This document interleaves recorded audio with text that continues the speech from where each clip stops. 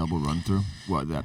Yeah, they love that. They love that sound. Never understood that. So, are you going running after this? You look a retired boxer or something? Cold, yeah, man. yeah. Where's Roy Jones at? Huh? Are you gonna do a rap battle later? I'm wearing a You just look. You look like a stand-in for Eminem. I've right worn now. this sweater in the pod before, but I had a teal hat on. And that it's the Scully that's getting you. But is your knees weak, arms are heavy. I know. I have minimal hair on my head. It gets very chilly it gets out there, chilly dude. though. It gets real chilly. I was just sweating. I Very kept bad. these long. I kept it long, man. I was just sweating my ass off. What? Do what? Let me tell you why I fucking hate the Bristol Walmart. Do you want to introduce us? Do you want to introduce Yeah, the show yeah. Before we go into why Ian hates the Bristol Walmart, welcome to Ben Knows Nothing. I am Ben with the nose, and this is Ian Matthew. He What's is up? the very handsome, the very talented, the very velvety voice, Ian Matthew. So I told Ben. Oh, when you text? You probably text me like 1 o'clock. Yeah, I yeah. said I'm hopping in the shower out there. Dial soaped it up too, by the way. I was in Bristol by 2 o'clock. I did not make it here until 2:30. Right?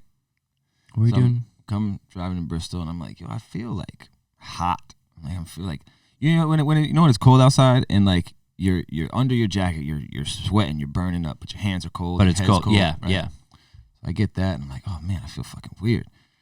Next thing I know, I'm fucking like dozing off at the fucking wheel. I'm like, what is going on with me, bro? So I pull over into I start feeling like I'm nauseous. I'm like, I got a Ralph, bro. I gotta go throw up somewhere. So I'm like, all right, cool, Walmart, big ass parking lot, bro. When you're trying to get into a spot of seclusion in the Bristol Walmart, when you gotta throw up, it was terrible. Like It's packed, isn't it? There's one ways and like It's packed. and you come down this little thing and you got to go all the way around here and hard right. so I go all the way into this corner. I threw up all over this fucking Benz's tire, but I felt bad. But I'm really happy that you felt that way, and then now you're right in front of me, so that's also good too. And you know what? God bless no, and I thank feel you for great. that. I don't feel sick. I don't know what it was. I think I might have just overdone it on what I was eating before, and I'm not gonna tell. What did you? wait, all right. You can't. What you explain this whole story backwards then, because this all just sounded like you were like sick, or maybe there was like a problem. But what did you eat? Today's episode is brought to you by Graziella Coffee. That is Graziella Coffee, the coffee that reminds you. What do they remind you, Ben? Don't work too hard. So we've been going hard for this Graziella Coffee for quite some time now because It's delicious. It's just delicious. So I drink it here. I drink it at home. The band drinks it at band practice. And now, for our listeners, we can save them a little coin on the Graziella, right? little cheese. So we got a promo code now. What is our promo code, Ben? BNN. So on your checkout at GraziellaCoffee.com, use the promo code BNN, and it will get you what, Ben? 20% off your first purchase. And all I'm saying is, if you load up that cart, Load it up. load it up on your And first Christmas time. is coming up. Christmas is coming Take up. the 20% off, buy a big order. I'm telling you, just grab all the flavors. Are they called roasts or flavors? I think it's roasts. Regardless, they're fucking good. Just grab them all, dude. Graziella Coffee, the coffee company that reminds us. Don't work too hard. Don't work too hard, man. I'm going to be honest with you. I drank all my coffee before we did this read, so I'm going to go make some more, but cheers, brother. Cheers. I don't know, I just had a whole bunch of eggs, and then I ate a whole bunch of candy. Like Halloween candy? No, like, you know those like high chew things? They're not like Starburst. Yeah, But yeah, they're like, yeah. just- You ate a bunch of those? yeah, I ate like 2 bags of them. Bro, what are you, 7? I have control issues. Apparently. I can't tell myself no. How many did you eat? Like a whole bag. You ate a whole Yeah, bag? that's probably No wonder why you like felt like 25. shit. You were Yeah. jittery because you had to sit still. You had to over Yeah. Yo, by the way, this is I don't my make good niece, decisions for myself. my little niece, if she was here, she'd be like, well, I've done that too. Like, it would be like a relatable situation. She goes, yeah, I did that one Easter one time. It was scary. I'm a man child. Yeah, she's like, it was scary. For I would never do that. every impressive thing that I may do to somebody, there is equally 3 unimpressive things that I do. How many are in a bag? Like, is like a big bag? No, it was probably like 25, 30. That's a lot, bro. That is a lot. Holy shit. Dude, no wonder why you feel like shit. Oh my I God. feel And you like threw I up? feel like a Was it million colorful? bucks. It was all Fuck colorful. Yeah, it was colorful. Oh, bro. man. I'm sure that Ben's rim just loves that color on it. It's great. The guy's going to listen to this and be like, that son of a bitch. Shouldn't have parked your Benz at the Walmart. It's not going to catch you, and not in that get up. You're going to freaking run away quicker than anybody's ever seen. Wow. Training. But I feel like a fucking $1,000,000, man. So I've always been that type. But you got to throw up fucking. Yeah. Yourself, Ralph. Yeah. If you want to be healthy, all you have to do is throw up. Man, that's a really good message. I think that I feel better. Oh my God. Okay, I've tried. By the way, anybody that takes any type of lifestyle tips from me is fucking out of this world, dude. And if anybody takes any lifestyle tips from me, those are good lifestyle tips. Do not, however, take relationship advice from me. Ever. Never. I don't give relationship advice. No, I don't either. I try not to give advice in general. But as far as like health and wellness, I'm your boy. But as far as with like relationships, no. Because I've only had shits. Good, I did. Wah, wah, wah. Sorry, he's coming down off his sugar rush. That's so crazy. But tonight is the night. Now I want meth. Oh, that's how this starts. But tonight is a very, very, very valuable night. Is tonight the dominatrix? Oh, dude, I'm totally in. I'm totally in. I don't like leather. I don't like latex on my skin. Sticky. I don't like it. Yeah. I mean, I tried on a shirt one time. This older lady I was dating one time was like, "Hey, you got to try on this shirt." And I tried on a shirt, and the shirt was a latex shirt. Yeah, I showed my belly. I looked weird. 80s gay bar. Yeah, kind of like that, like an oyster bar, like a blue oyster bar. No, but she like wanted to do sex to me while I wore one of those. Yeah, it was very odd. Very odd. I was like, I need to get out of here. She's like, get in the box. I'm like, what? But no, I didn't do it. But tonight, speaking of getting beat up, Fights tonight. Oh my God, those fights, man. You got Canelo versus Caleb Plant. I will be watching. But what the hell? Why would you place an amazing UFC fight and an amazing boxing fight the same night? And I don't want to pick. I don't want to choose. I don't want to choose. I just want to watch them both. I'm going to go get another TV and just order, you know what I mean? Order them both. I want to do it so bad. You're going to watch her though, right? Yeah, you might watch it with me, right? Yeah. It's going to be fun. We'll go over to Brian. We'll go over to Brian's house. It's okay. We'll just get some mozzarella sticks. It'll be great. Sorry. I don't know. Are you a big cheese guy? You like cheese? Bro, if people could pay me in cheese, I would take it as a currency. Not like, I mean like real, like good cheese, like brie and stuff, Gouda. Pay me in cheddar. Man, we're coming in stupid today. No, dude, you're coming in wait, because you like sugary stuff. You want to be paid in, like, do you like cheese? What the fuck? Do you want to be paid in candy and I want to be paid in cheese? One time. You like Starburst and shit? You like candy, like sugar. Yeah, but I also I don't. I do, but it's don't. Addiction. Yeah, it's addiction. Ugh. I'm thinking about it right now and I want to vomit more. All right, well, I mean, I'm not going to. But. Okay, but I mean, you can if you want to. If it makes you feel better. I just want to support you, man. Very nice. That's what it was. Very nice. Very, very nice. No, I mean, if somebody could legitimately pay me in cheese, I would take it as currency. Actually, I posted that on my Facebook the other day. I said if you could pay me in cheese, it's fine. Did you really? Oh yeah, it got shared. People shared it. It's 13 shares. Some shit is true.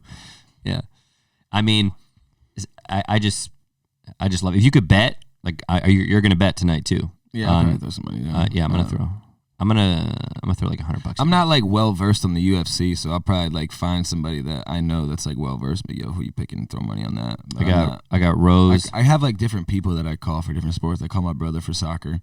Rose. And he fucked me up this morning, bro. He fucking went out partying until 5 a.m. last night and didn't wake up in time to give me the picks. Give me the picks, yeah.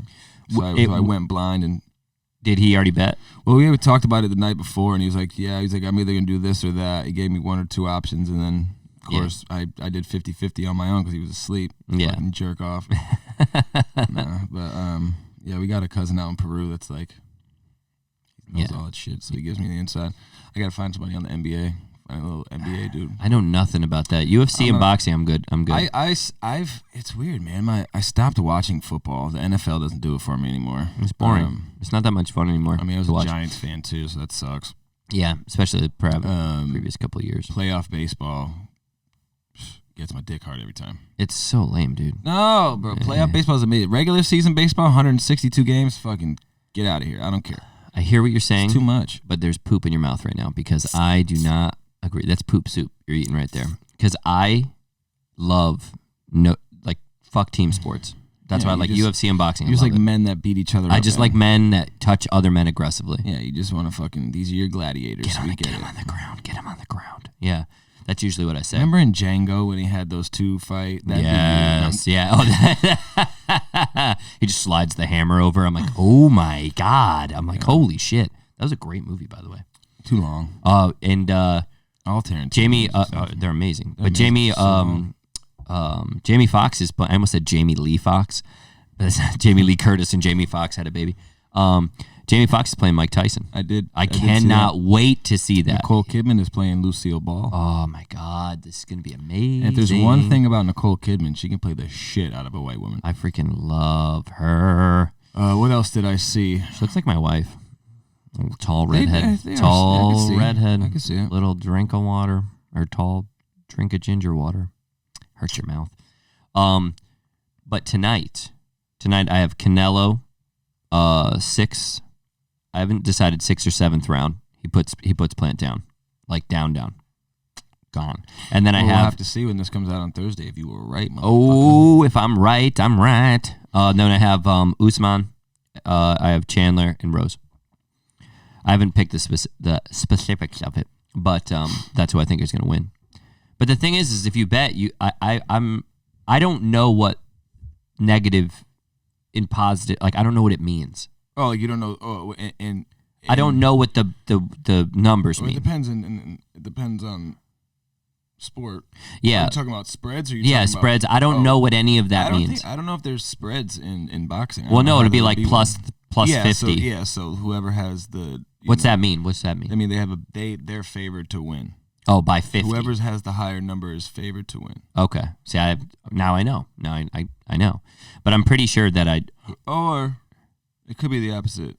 I don't know. I could be wrong. I have no idea. All I know is that like somebody will go, yeah, I bet on, like they'll be like, I bet on the game last night. Yeah, I'm very much like a person like, okay, it was negative 60, and then I'm like, yeah.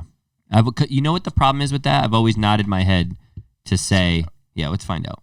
So I have, we have a couple of people. I'm going to have a doctor on, a homeopathic doctor. And we're going to talk about health. And we probably should talk about whatever he likes to do in the comfort of his own home. It's kind of like the Michael Myers, the gay stabber.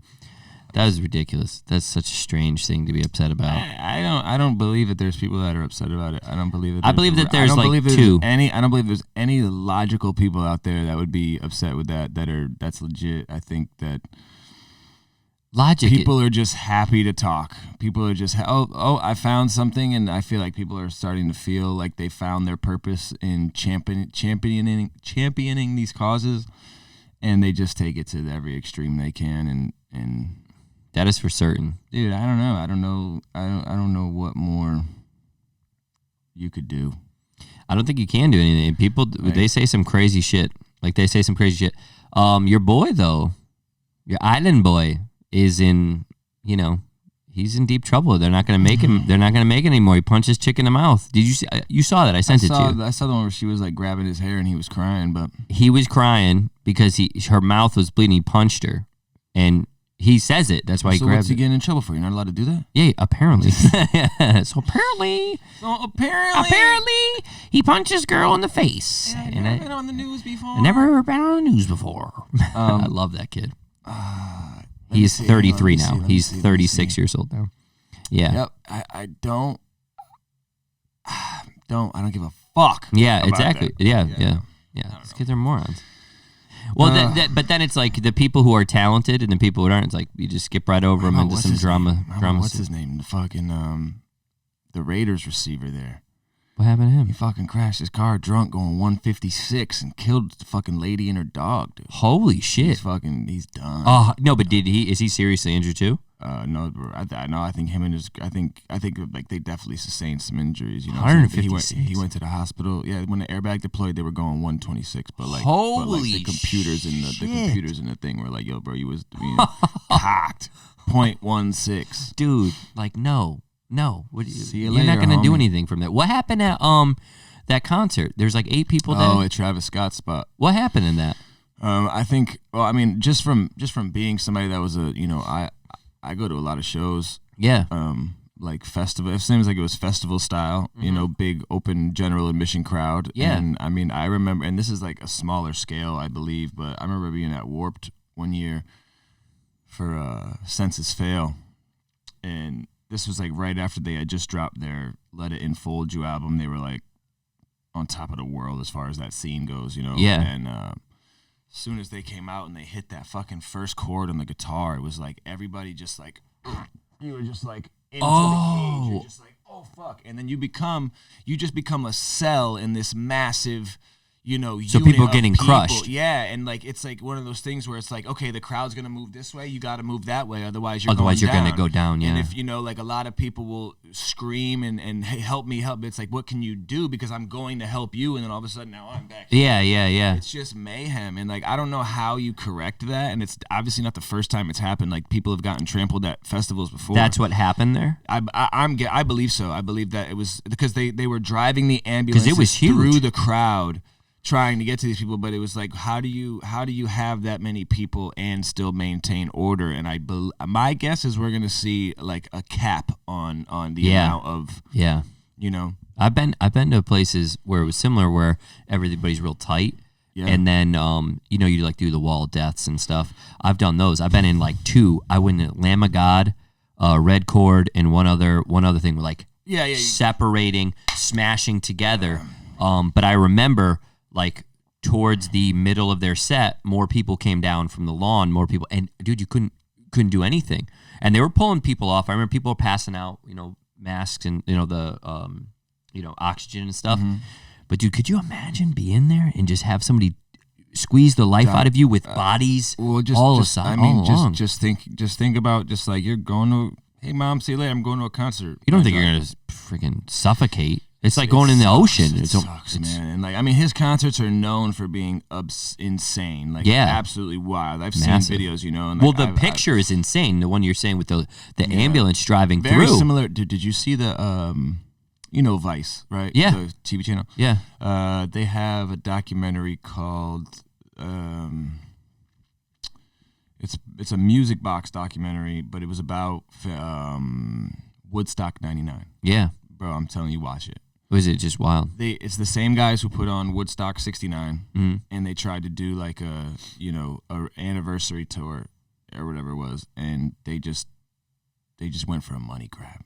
They hired all the biggest bands, Limp Bizkit, Korn, but the fans ended up revolting, bro. They lit the main stage on fire. They fucking raided all the food places. Oh my god! It was like it was just a terrible setup. And, and the times were much different as far as like, Yeah.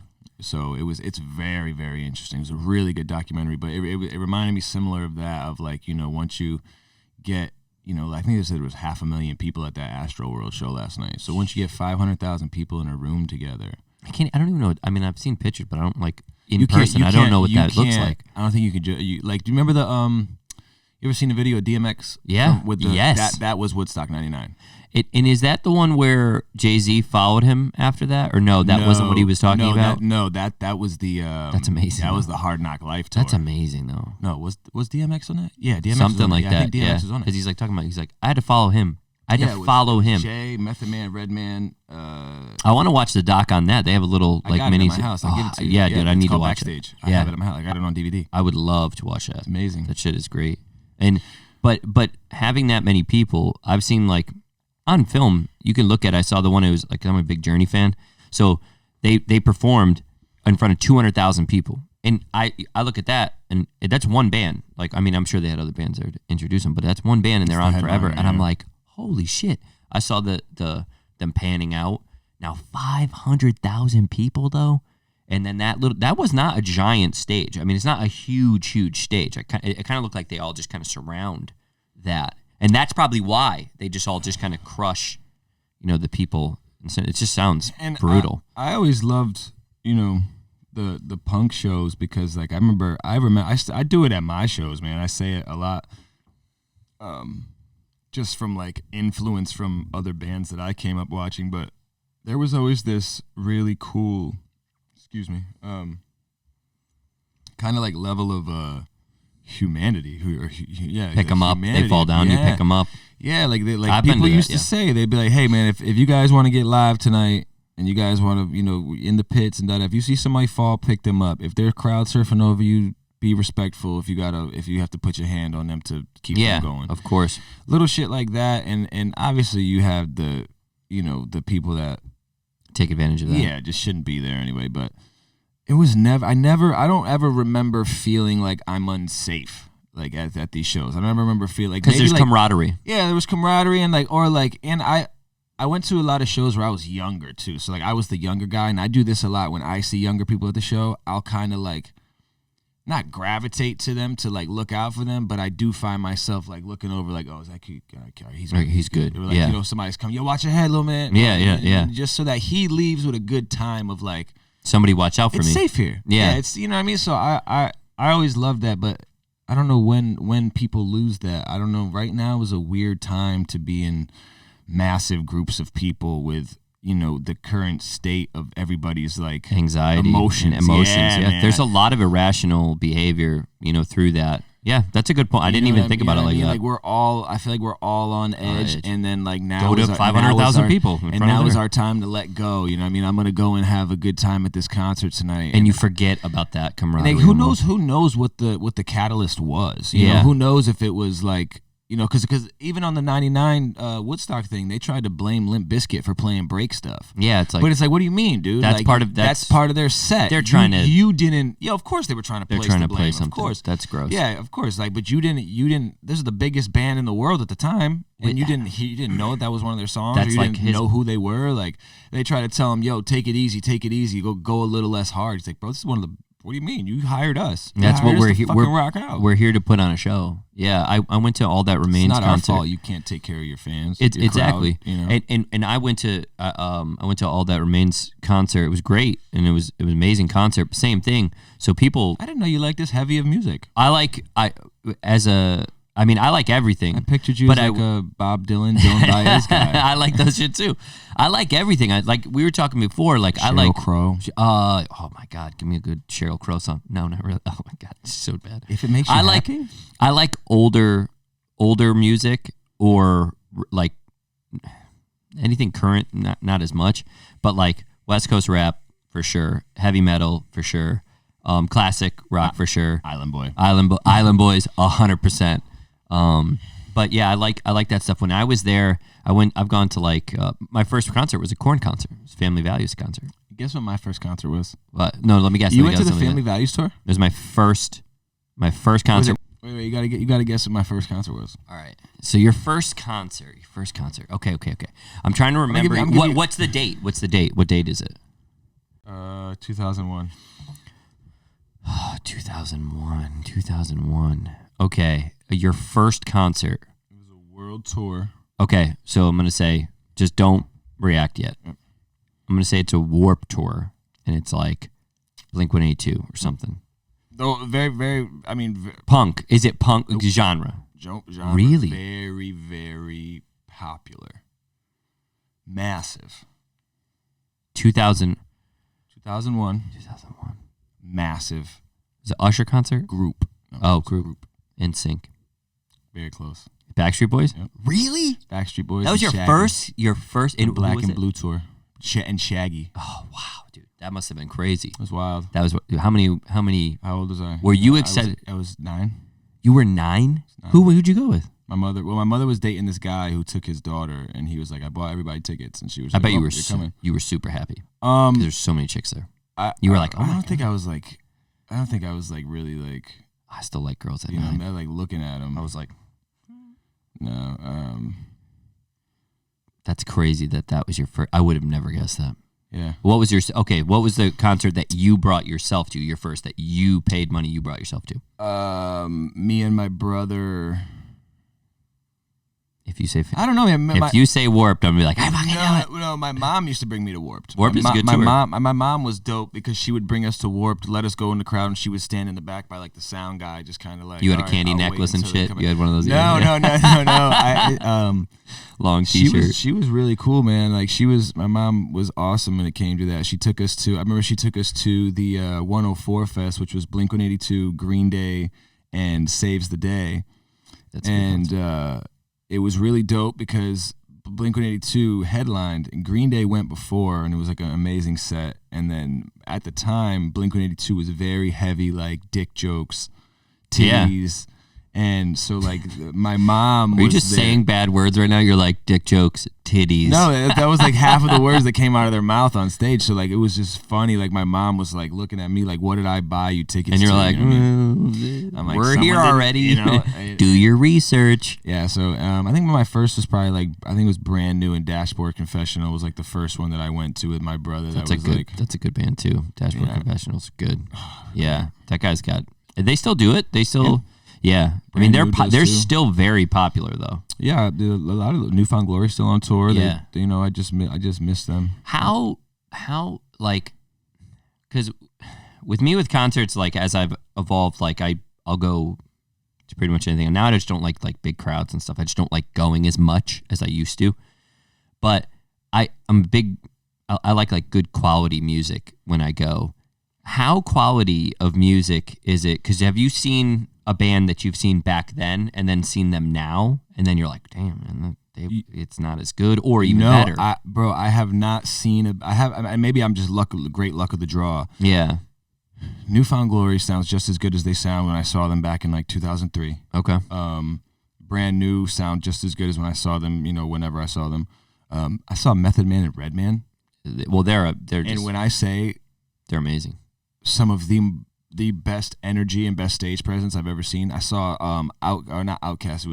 It was a Big Boy with Sleepy Brown, and then they were with Goody Mob. So it was like the whole Dungeon family. Yeah, these dudes are pushing 50, and They're you would going. never know. Yeah, it was fucking amazing. So maybe I just got a good luck of the draw with at the bands that MXPX, one of my favorite bands ever. I saw them two years ago, maybe 3 years ago, and I was blown away. Yeah, it's amazing. It's just like. I'm trying to think if there's really ever any band where like I've gotten to the show and I'm like, whoa, they don't sound anything like it, and I don't. I've been lucky enough where I haven't had that experience. I know it happens. I know it happens all the time, and you hear that, and it's sad, but like going there and having that many people, having the camaraderie right, everything. The best show I've ever like been to, where the camaraderie was right, I had fun. I also got mistaken as a bouncer when I was there, which was funny. We talked about this before. The Black Label Society, man. It was great. It was so much fun. And that's you get pushed on the ground, you get picked up. Everybody's like, and once again, everybody's like hugging when they pick you up. It's weird. Like they'll pick you up, like, are you good, bro? Good job, bro. They're like, you good, brother? They call you brother. Everybody's like Hulk Hogan around there. My favorite the same thing. My favorite is this one, right? It's this one simple motion where you just look at the next guy, you go. Yeah. Right up. And then boom, yeah. Well, I used to go because I'd be in the mosh pit, and then crowd surfer? And no, like straight up, just like fighting, like yeah. But he would go like you'd see a kid, he would go like this, and I go, and it would be just me and him, and then you just like throwing each other around, you having fun, and then the same thing when you'd fall, someone pick you up, Bro, I remember. Actually, it was funny because I had gone to back-to-back Newfound Glory shows, and then one day, years down the road, I'm on YouTube and I'm just typing in like Newfound Glory live, and I get caught in the rabbit hole looking down like different videos, and I'm like, oh shit, I was at the show. I want. So I'm watching the video. It was like some cell phone recording, and all of a sudden you see me come crowd surfing across. And then I remember there was one. Yeah, because you weighed 80 pounds. Still do. Yeah. No, it was like 2 years ago. Yeah. But I remember one. I went across, and then I get down, and I'm like, my phone. And like now I came from this, back of the crowd. Now I'm in the front of the crowd. I've covered this much distance to have dropped my phone. And yeah. It's like, I'm never gonna find it. No. I look around, and all of a sudden it's like, yo, bro, and he's waving. I'm like, oh, yeah, it's the best. best. I love you. It's the best. So happy, man. It was Yeah, man, I love that shit. I tell everybody at all my shows, I'm like, I have a thing where I tell everybody, I say, look around. I was like, yo, mate, if you don't know the person next to you, in front of you, or back you, make a new friend tonight. You know, as different as different as we all are, you guys are all in this one room tonight. Not even for me, but just to hear some good music tonight. We all came together for one reason or another, and it kind of just shows that we're all not so different. So let's just enjoy each other's company and get home safe. I'm glad, like you said that. I've been listening to like really old music, like just 'cause that's what I do. But the Everyday People came on, that song, the Everyday People. Oh, yeah. Like, dude, that song is such a banger. It's so good. Who's it by? I don't know. I forgot. But dude, that song is amazing. And dude, I was listening to Don't bother me now. Whoever finds it first wins. I have it already on my thing. Cute. I have it already on my thing. You're probably gonna. It's on my Amazon Music. Slide in the Family Stone. Yeah. But dude, I've been listening to I must have like fire. all that shit, and dude, I love that shit. It's just such a better quality of music. Like it's just Did you different. hear the new Silk Sonic? No. These motherfuckers are so talented. It's disgusting. Well, listen to it. It makes me fucking vomit, bro. Apparently. It's just it's absolutely disgusting. Is that good? It sounds like old Motown records, man. It sounds What like and where can you get Mars it? and Anderson .Paak. They're releasing singles right now, so it's like they had one. They had the "I'm gonna leave the door open," and you had to have heard that song. Yeah. Can I get it on Amazon Music? Skate. That's how I do. I don't know, but it's fucking amazing. I'm gonna look it up. And word on the street is the people that I've talked to have said that that's the only album that'll be coming out in 2022, or at least only album with some weight on it. Well, a lot of people are working on their albums now, aren't they, Ian? Yep. What's that sound? Don't do that again. I'm working on the album. I'm taking it as it goes. I'm playing with it, man. I don't want to. You gotta have fun. You gotta enjoy yourself. I'm you gotta with it like I'm fucking playing with this mic stand. Yeah, It seems dude. Like it's fucking gonna. Yeah, you had too much coffee, I think, because you have not been able to stand still, and they're gonna love that sound coming through that mic. It's Ian's fault. Yeah, the album is going well. Is it? Am I lying to you guys right now? Let me think. The album is going very well. I'll speak for it because we've talked off. No, yeah, absolutely. No, I'm saying. Cut that out. Cut that out. Okay. It's kind of like eye opening, as far as it's kind of a new method on how we're doing it. We're doing I really want to structure everything right. So I'm making the music, and then I'm going and I'm saying, like, I'm not just making, like, before. I'm not making a song to fill a place. If I make a song that fills the place, then we have filled the place. Yeah, you're not just putting fillers in. So it's like it's like cool because I'm not holding myself to, you have to do this, you have to do that. I have told myself, okay, on the next song you can't do this because you've done this for X, Y, and Z. You know what I mean? So I'm like finding new methods on what I want to talk about or what I want, And there's some things that I thought I would never never find myself doing that I'm doing. I did a song the other night that was written completely by somebody else. It's good though. It was great. No, it was amazing. I showed you the song at one point. Yeah. And I finally, added what I needed to do to it. But I'm not rushing songs either. You don't need to. Songs are taking me like a month, 2 months sometimes, and it's some of them take a day, but some of them. Yeah, I I mean, don't have any deadline right now. but it's like great. Songs, content, pictures, But I do videos. have music coming in the meantime. So Yeah. that'd be cool. Yeah, We have but some new stuff coming. But it's like it's a slow drip. It's slow. You don't need to do that. You don't need to just throw shit out there and hope it sticks. Like you can actually take the time, practice, and actually make the craft actually worth it. You know what I mean? You don't have to just throw shit out there. Like the whole thing is like you're saying, I'm not making another a filler song. I'll make the song, and when it comes out and it fits there, that's where it's gonna fit. I think that's actually better because you don't see that desperation in the music. It's just craft. I think you could tell. I think people can tell. It's kind of like if you know what I liked about listening to like Post Malone, like all three of his CDs, like all three of them when they released, it was just banger, hit, something interesting each time. Yeah. You know what I mean? And he even said, he's like, we worked on that like crazy. He's like, it was crazy working on all those songs. He's like, we didn't even leave. We were just constantly there. And now you see that he's kind of able to, you know, kind of slow it down, pick what he wants to do. And now stuff is even better, you know? Yeah, there's, I noticed growing up, especially coming up in a time of the God himself, Lil Wayne. Dude, I saw an interview when he was 13. It's amazing. Yeah. It's amazing. I was talking with Kurt Loder. Yeah, it's so crazy. He sounds the same, too. It's like no difference. He's like, so how do you feel about going, like, when you go back to school and stuff and you're on TV? I'm probably not going to go. And then you're like, what? Nah, but, like, for a while, he labeled himself as the, you know, hardest worker in the game. And he was just doing working.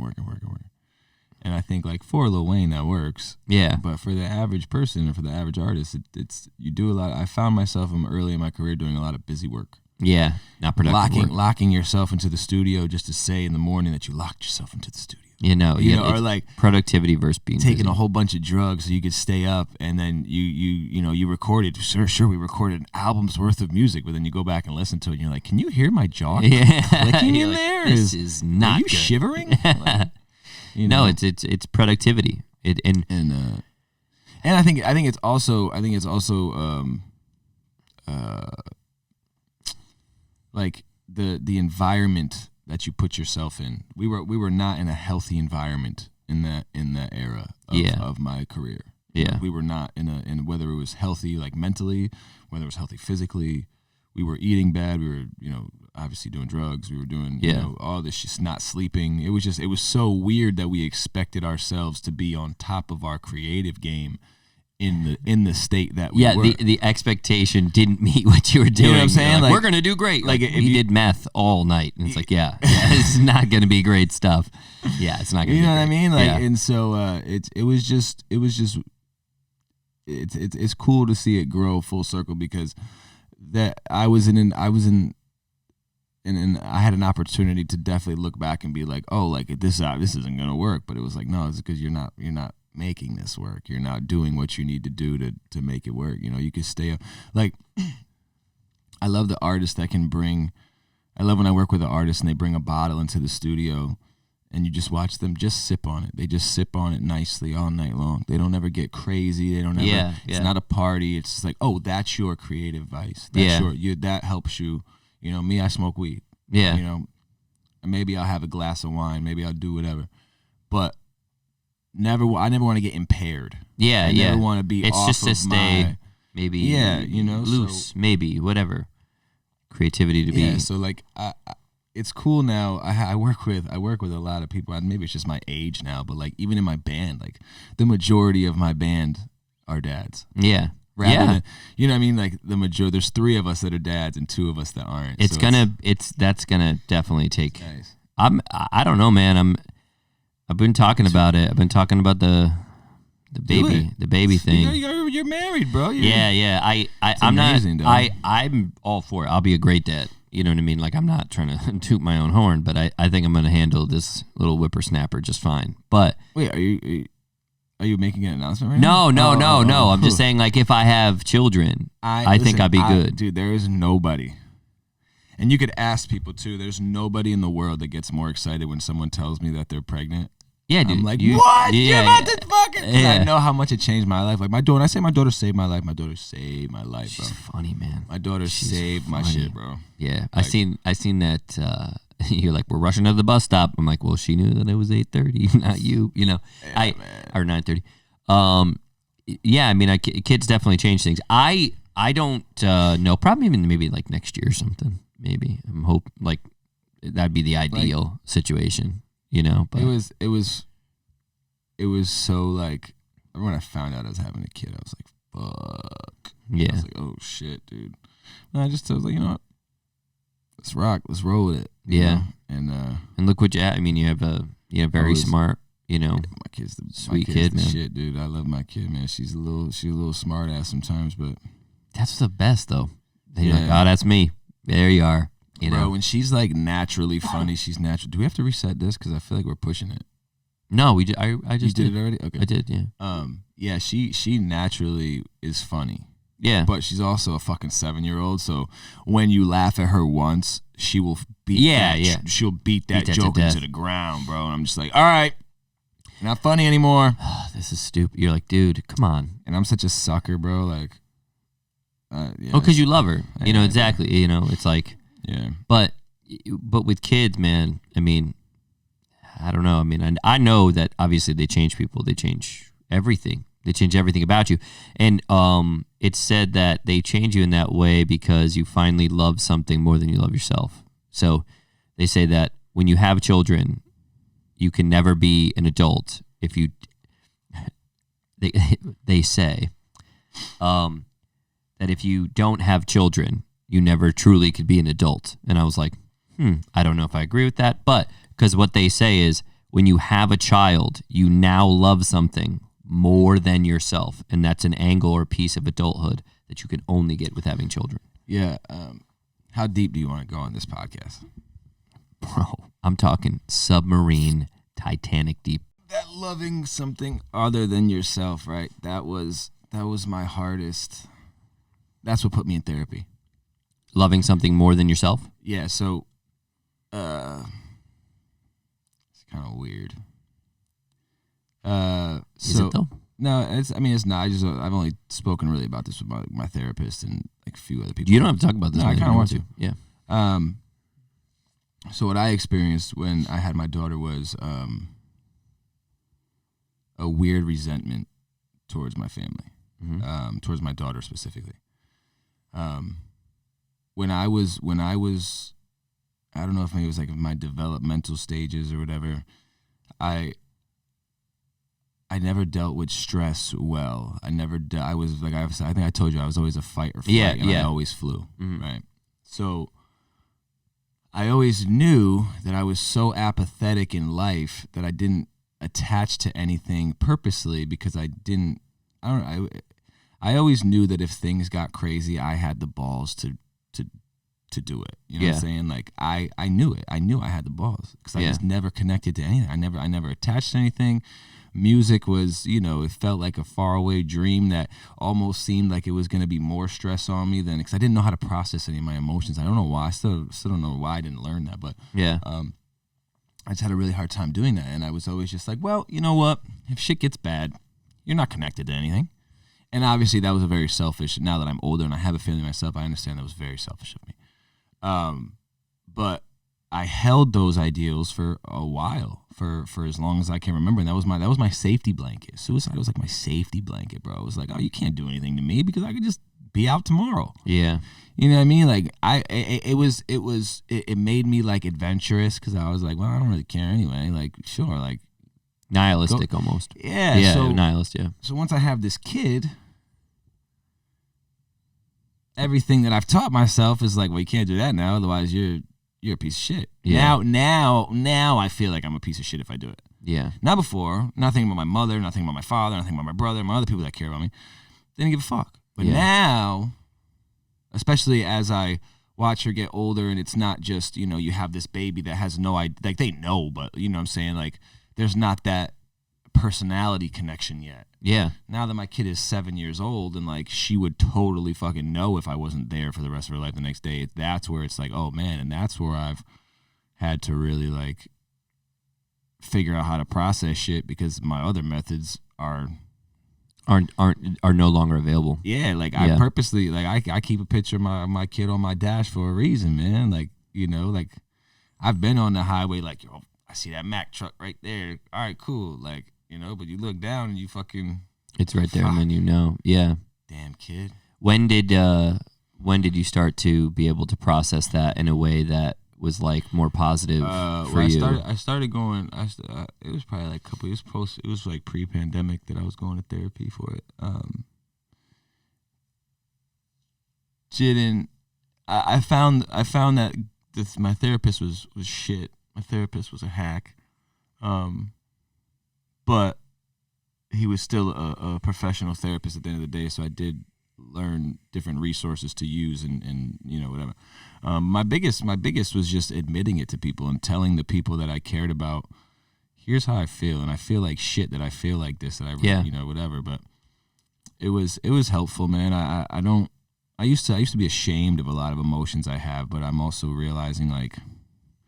I mean, You gotta unpack them. Yeah, like it's gotta unpack worse if them, you man. don't unpack them because then you act on them, and it's like having the emotion isn't bad. I feel like we all have a lot of really bad and evil emotions inside us and thoughts inside us that it's that where I think we're naturally evil, but we're naturally flawed to be evil, but it depends on how you're raised and on how you act on those thoughts, you know? Like I think everybody wants to kill somebody. I think there's people that be like, I can't do it. I think there's evil in everybody. I think that we need to recognize the darkness that's in all of us. I agree with that, and I think that we don't want to talk about those things because I think that makes it very real to some people. Once again, they're not unpacking it because they feel like if they say it, it becomes real.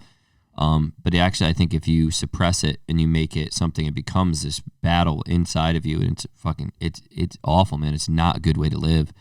I could speak from personal experience in a similar thing by never thinking I deserved anything or held me back for a really long time and led to a lot of destructive behaviors. And then as far as the same thing, talking to a therapist and being like, just finding out that it wasn't normal, you know, that a lot of the things that I thought were normal were not normal. And it's interesting that you said you had resentment because I remember having crazy resentment, you know, to my dad, like crazy. It was like, he asked me one time, and I've talked about this before. My dad asked me one time, he's like, "Are you proud of me?" And I said, "Yes." And this was a little bit before he died. And then we were trying to really work on our relationship because I had just the worst relationship with my dad. It was just not good. And we were really, really working on our relationship, and it was getting better. And I said, "Hey, I have to tell you something." And he said, "What?" I go, "Do you remember when you asked me if I was proud of you?" And I said, "Yes. I lied to you. I wasn't proud of you. I just think you need to know that I wasn't proud. But I'm telling you this now because now I'm proud of you. So now I can recognize that." From that day on, I think it was like a year later he died. He got into a motorcycle accident. But from that day on, we built such a strong relationship. How old were you when he died?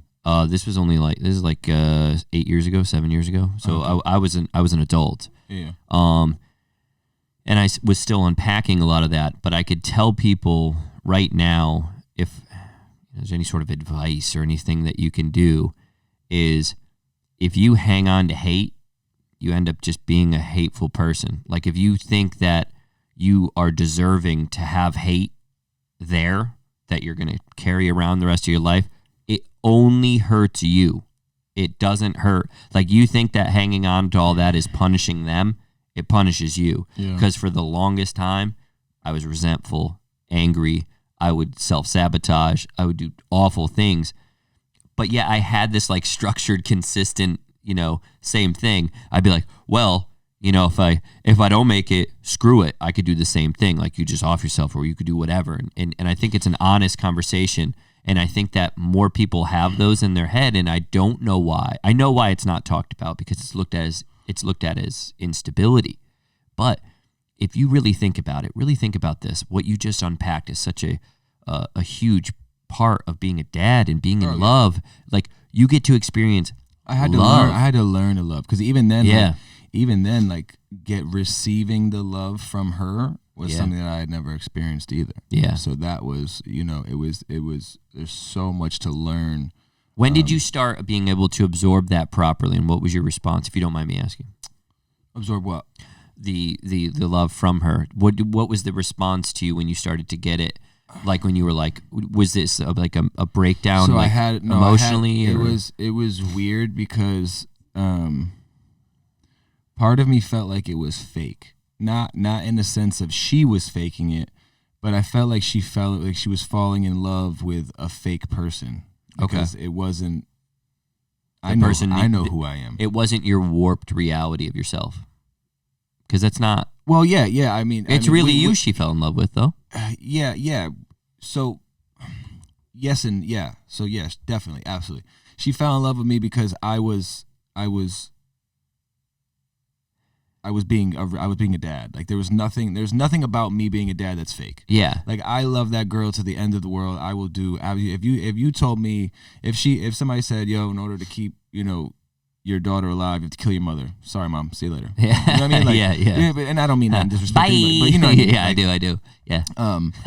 So it was genuine, but to me, I was also thinking about like who I was / am as a person and some of my faults and some of the things that I, have wrong with me. And I'm like, damn, I like kind of hide those from your kids. Like I remember like being at the age where you realize, oh shit, my parents are just as fucked up as I am. Yeah. No, you're not fucked up, but they're just as confused and trying to figure out this life as I am.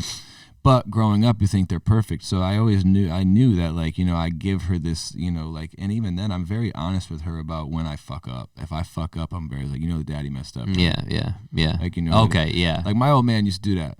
My old man, like, if he got, if he got in trouble with the law, whatever it was, he would call me that morning and be like, hey, I just want you to know before you see it from somebody else. Yeah. I messed up. Here's what happened. Yeah. And I always respected that, but it was cool because I trusted him because I knew he was flawed. I knew that he was if he was preaching to me or if he was trying to kick something to me, I knew that he was doing it from a place of a human, like I was. Yeah. Like when I would fuck up and he would teach me about how you fucked up, I would understand because he would be very open in the sense of, I used to fuck up like this. Here's why I to fuck up. Yeah, that moment of honesty. But you said something before that I have to go back to, and it was the reality question. Have you ever considered maybe that the person that you made yourself to be was the warped reality, and the dad was really you, and she fell in love with the real you, which is what scared you? Because the warped reality, that's never who you were. That's who you thought you were. So, yeah. Well, all right. So every time I've ever dealt with love, regardless of the who's loving you, regardless of like the use of the term, whether it's like relationship wise or just my friends or family, whatever. Anytime there's been love,